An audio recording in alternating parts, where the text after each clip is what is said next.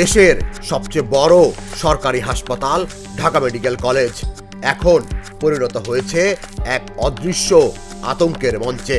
রোগী থেকে শুরু করে চিকিৎসক সবার জীবনই নিয়ন্ত্রিত হচ্ছে চাঁদাবাজ, টেন্ডারবাজ আর দালাল চক্রের হাতে। চিকিৎসা সেবা ব্যাহত হচ্ছে প্রতিদিন, অথচ প্রশাসন যেন নির্বিকার দর্শক।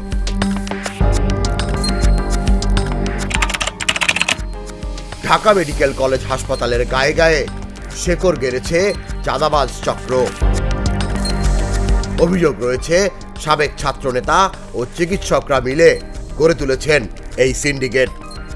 চিকিৎসকদের কাছ থেকে মাসিক চাঁদা আদায়, ভিন্ন মত দেখালে হুমকি, সবই চলছে প্রকাশ্যে।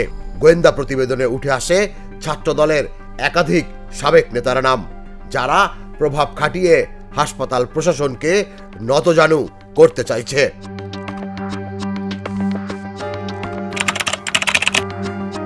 হাসপাতালের কোটি টাকার টেন্ডার নিয়ন্ত্রণেও সক্রিয় এই গোষ্ঠী। পরিচালক ও উপপরিচালককে হোয়াটসঅ্যাপে হুমকি দিয়ে তারা পছন্দের প্রতিষ্ঠানের হয়ে তদবির করছে, চেষ্টা করছে নিয়মতান্ত্রিক ইজিপি প্রক্রিয়া ভেঙে ফেলার। এ যেন প্রশাসনের নাকের ডগায় চলা এক ভয়ঙ্কর অপরাধ নাটক। প্রশাসনের চোখ ফাঁকি দিয়ে হাসপাতাল সংলগ্ন এলাকায় দাঁড়িয়েছে নতুন এক সাম্রাজ্য, আর তা হলো ডায়াগনস্টিক সেন্টার সিন্ডিকেট। অভিযোগ রয়েছে এজেন্টরা রোগীদের ভয়ভীতি দেখিয়ে একটি নির্দিষ্ট প্রতিষ্ঠানে পাঠাচ্ছে, অন্য এজেন্টদের করছে মারধর। রোগীরা বাধ্য হচ্ছেন অতিরিক্ত ফি দিতে, চিকিৎসকরা পড়েছেন অব্যক্ত চাপে।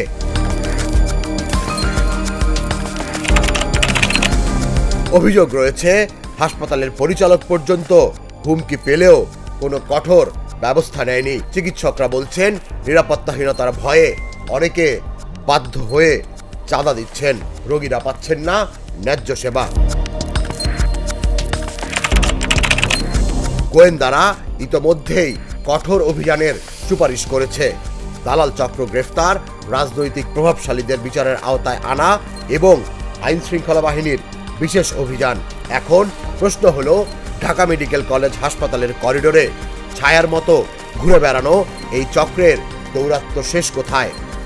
নাকি প্রতিদিন নতুন এক অন্ধকার কাহিনী রচিত হচ্ছে দেশের সবচেয়ে বড় হাসপাতালের দেয়ালের ভেতর?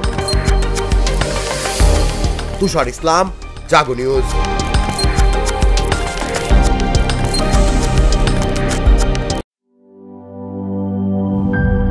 নাটা জেলি আর পানীয়র এক অসম কম্বিনেশন ড্রিঙ্কো। চিল থাকতে চান? ড্রিঙ্কো চাবান।